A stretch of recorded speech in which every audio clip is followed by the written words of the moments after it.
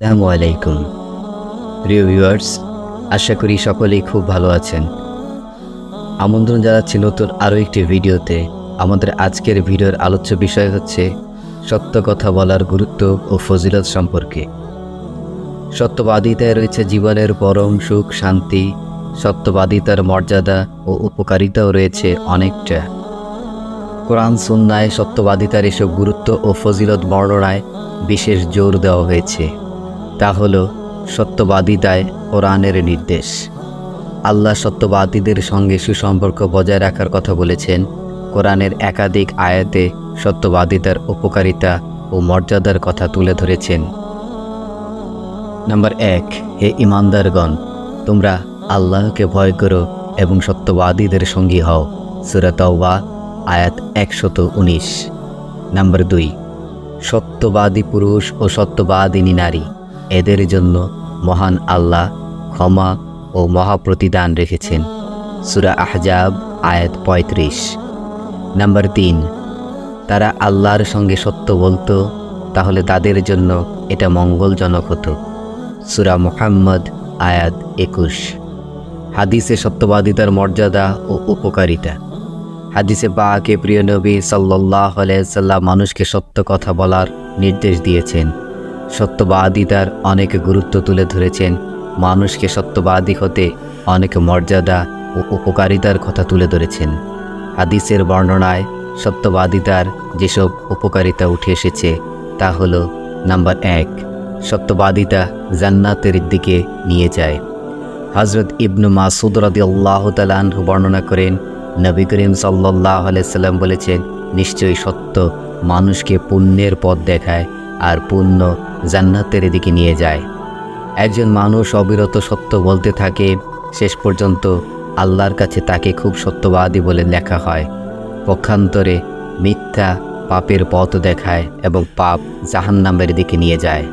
একজন মানুষ সর্বদা মিথ্যা বলতে থাকে, শেষ অবধি আল্লাহর কাছে তাকে মহা মিথ্যাবাদী বলে লেখা হয়।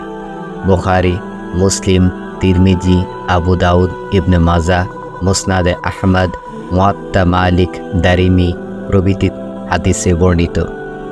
নাম্বার 2, সত্যবাদিতার প্রশান্তির কারণ।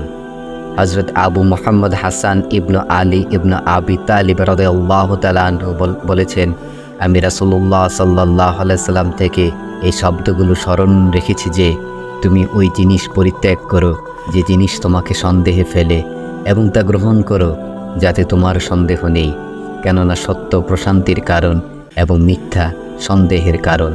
তিরমিজি, নাসাই, মুসনাদে আহমদ এবং দারিমি হাদিস থেকে উক্ত হাদিসটি নেওয়া। নাম্বার 3, সত্যবাদিতার নবুয়তি গুণ। হযরত আবু সুফিয়ান সাখর ইবনে হারর রাদিয়াল্লাহু তাআলা আনহু একটি দীর্ঘ হাদিস বর্ণনা করেন, যাতে রোমের বাদশাহ হিরাক্লিয়াসের ঘটনা উঠে এসেছে। হিরাক্লিয়াস আবু সুফিয়ানকে জিজ্ঞেস করলেন, তখনও তিনি ইসলাম ধর্ম গ্রহণ করেননি। তিনি অর্থাৎ নবী করিম সাল্লাল্লাহু আলাইহি সাল্লাম তোমাদেরকে কোন কাজের আদেশ করেছেন? আবু সুফিয়ান বলল, তিনি বলেছেন যে তোমরা শুধু এক আল্লাহর উপাসনা করো, তার সাথে কাউকে শরিক করো না, এবং ওইসব কথা পরিহার করো যা তোমাদের বাপ দাদারা বলতো এবং করত।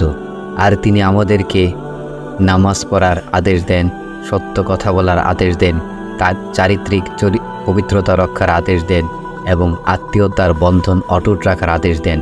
বুখারী, মুসলিম, তিরমিজি, আবু দাউদ, মুসনাদে আহমদ থেকে হাদিসটি নেওয়া। নাম্বার 4, শাহাদাতের মর্যাদা পায় সত্যবাদিতা।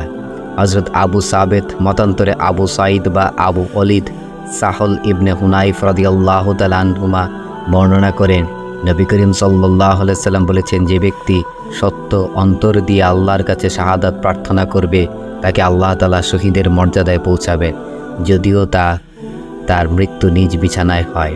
মুসলিম, তিরমিজি, নাসাই, আবু দাউদ, ইবনে মাজাহ এবং দারিমি থেকে হাদিসটি নেয়া। নাম্বার 5, সত্যবাদিতায় বরকত হয়। হযরত আবু খালেদ হাকিম ইবনে হিজাম রাদিয়াল্লাহু তাআলা আনহু বর্ণনা করেছেন, রাসূলুল্লাহ সাল্লাল্লাহু আলাইহি সাল্লাম বলেছেন, ক্রেতা ও বিক্রেতা উভয়ের জন্য ততক্ষণ পর্যন্ত চুক্তি পাকা বা বাতিল করার স্বাধীনতা রয়েছে যতক্ষণ পর্যন্ত তারা পৃথক না হবে। আর যদি তারা সত্য কথা বলে এবং পণ্যদ্রব্যের প্রকৃতি খুলে বলে দোষ ত্রুটি গোপন না রাখে, তাহলে তাদের বেচাকেনার মধ্যে বরকত দেওয়া হয়। আর তারা যদি দোষ ত্রুটি গোপন রাখে এবং মিথ্যা বলে, তাহলে তাদের দুজনের কেনাবেচার বরকত কমে যায়। বুখারী, মুসলিম, মুসনাদে আহমদ থেকে হাদিসটি নেয়া। আসুন জেনে নিই সত্যবাদিতা সম্পর্কে আল্লাহর ঘোষণা। আর হে রাসূল, আপনি বলুন, সত্য এসেছে এবং মিথ্যা বিলীন হয়েছে। নিশ্চয়ই মিথ্যা বিলীন হওয়ারই ছিল। সূরা বনী ইসরাঈল আয়াত ৮১। আল্লাহ তাআলা মুসলিম উম্মাহকে জীবনের প্রতিটি ক্ষেত্রে সত্য কথা বলার, সত্যবাদিতার গুণে নিজেদের তৈরি করার তৌফিক দান করুন। সত্যবাদিতার মর্যাদা ও উপকারিতাগুলো পাওয়ার তৌফিক দান করুন। ওমা তৌফিক না ইল্লা বিল্লাহ। সবাই ভালো থাকবেন, সুস্থ থাকবেন। আসসালামু আলাইকুম ওয়া রাহমাতুল্লাহি ওয়া বারাকাতুহু।